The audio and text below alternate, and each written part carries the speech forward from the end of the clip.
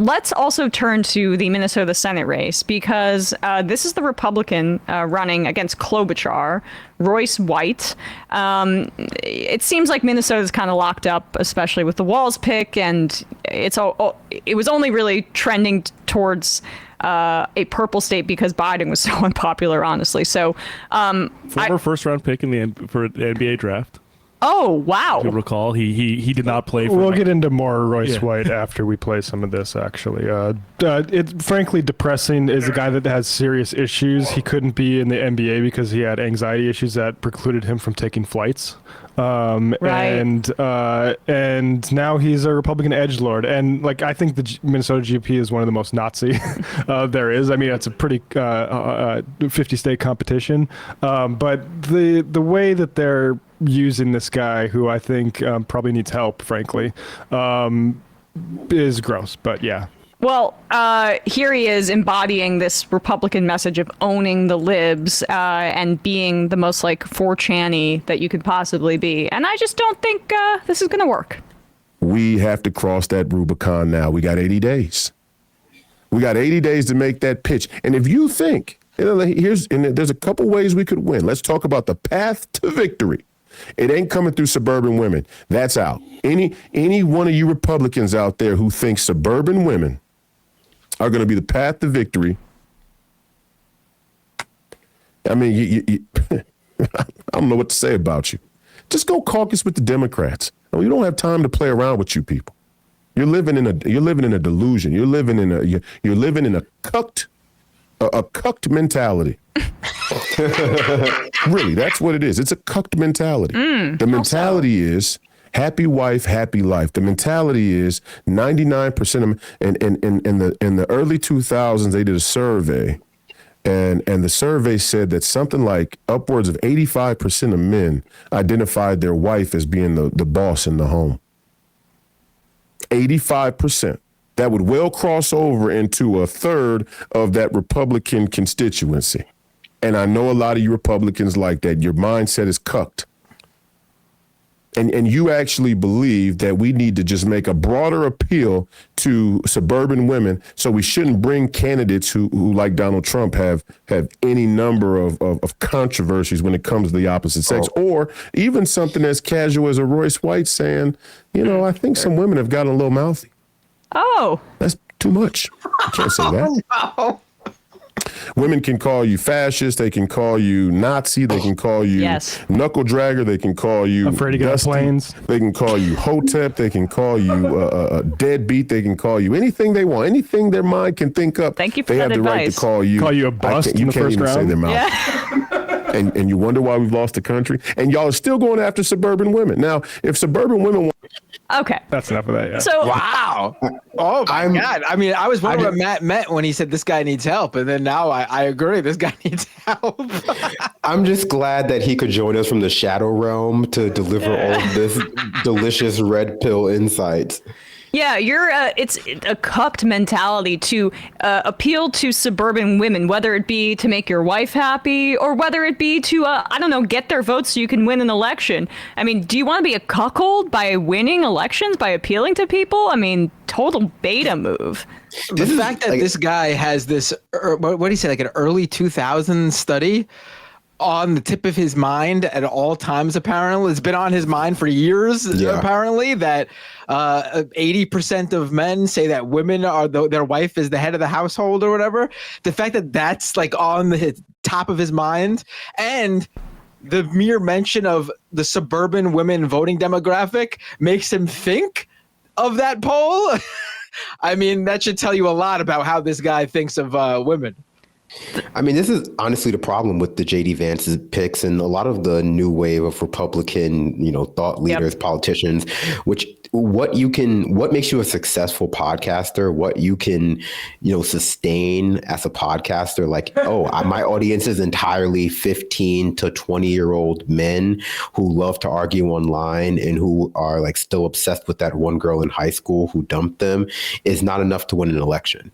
And in fact, it's such a, toxic mindset that even speaking to it is going to make you less attractive to the rest of society. And, that's what they embody now. Online incels. and divorced dads. That right, online incels and divorced dads. I mean, and it is like, because it does good. It's good, as you say, Brandon, to generate content in the sense where, you know, the like incel culture or the pickup culture or the manosphere, right? It's about essentially setting up these extremely rigid gender binaries and making talking to women into this insurmountable task, but also putting women into extremely neat categories as to who is attractive and who is not. And so, like, when those young men who are consuming this content, right, actually use that on everyday women, oftentimes they'll get creeped out because it's not sustainable, because it's reactionary and backwards. And then what happens when those young men get rejected? They keep coming back to that content for more. So it feeds a cycle of misogynistic hate. And you may get this guy, he may have a future in incel podcasting because he could get a lot of views,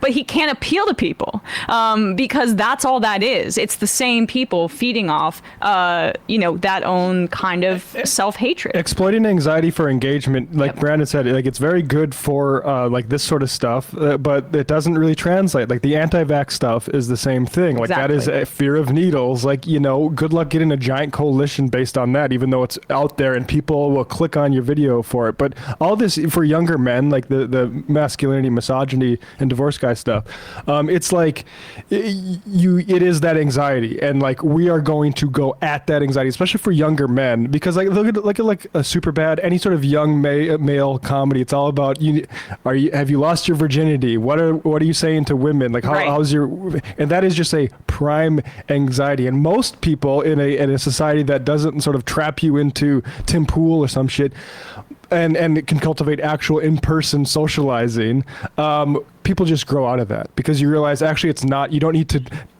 have this rigid classification of like and script to how to talk to women, because you're a human being, you'll figure it out on your own. But instead you have these guys picking these scabs for these kids and turning them into antisocial people. Yeah, that's exactly right. Because that makes them more dedicated consumers. But that's frankly, that's a feedback loop too, because unless you happen to get well established pretty early with just borderline, having a few OnlyFans models on to talk about like what kind of guys they like, you're just going to go further and further off the rails too. Like you're going to further radicalize yourself making this kind of content. You're not going to stay at like, oh, well, women only want guys with six figures. You're going to go down that rabbit hole, and it's going to lead to more and more right-wing, conspiracy-oriented ideological positions that make you even further alienated from not just women, but other men your own age. Because that's the thing about these incels too. It's like people like this don't have a lot of positive male friendships either. They have this sort of toxic social circle online where they feed into each other and bring each other down and sort of wallow with each other. But it's hard to imagine that when they go to work or when they go to meet other guys, that they have meaningful positive experiences. That's why people like Tim Pool talk about 20 years ago when they were playing Halo 3 and drinking Mountain Dew and pizza, because that's in the past for them. Well, but it's also about cults work. I mean, Tim Pool's always talking about high value men. So like to that point, right? I mean, it creates those rigid binaries for men too, and makes, it more difficult to have confidence in yourself if you're not meeting those standards. Although I guess Tim Pool has no problem proselytizing about it, even though he doesn't meet any of the aesthetic standards on that front. He'll have extremely indebted other Manosphere creators come on and be like, "You're an alpha male, right?" Go on. But to the point of like, again, about bringing it back to the electoral politics of it, dude, people aren't bringing up suburban women and saying that they have to be appealed to just out of nowhere. It's because that's how Trump won in 2016. Yeah, that was moron. His path to victory. Was he in 2016? Was Trump a cuck? I mean, because he got white women. Yeah, because that's how he won. And then it swung the other way in 2020. That's how Biden won. People aren't bringing this up because we're in a society that's servile to women, although, yes, to suburbia. I would say that I wish our politics were a little bit more oriented towards the working class. But in terms of the electoral politics of it, that's why it's being brought up. I mean, he's not even registering the electoral strategy behind it. So Also, I mean, what are women supposed to do? The Republican Party, especially when they listen to guys like this, have just become explicitly anti-women in some of their positions, in many of their positions, actually. And so they feel like it's perfectly okay to pursue whatever their self-interests are to the detriment of society altogether. But if women just don't vote the way they want, they start talking about taking away their right to vote, even if it's just to protect their own self-interest. Exactly. All right, let's jump into the mindset just running rampant on this show. Exactly. Well, at least I can get on planes, you know. I mean, bro, it is so funny. Like you ruined your career, a first round pick for the Houston Rockets because you couldn't get on planes. And I'm sorry I'm sure the anxiety is, I know for a fact is a huge issue for people. You can't go coming around saying women are being mouthy if that happened to you. Can I tell you, I know 2 people, older adults that don't fly, also afraid of vaccines. Honestly, sounds like the ultimate cucked mindset. It's to not be able to get on a plane. He's cucked by gravity. Yeah, I'm flying everywhere. Yeah, you know, it's bad for the environment. Simulator, even more. Yep. Hey folks, don't forget to hit the subscribe button and check out our daily show. We do it every day at 12 p.m. Eastern for about 2.5 hours. We even take phone calls. You should check that out.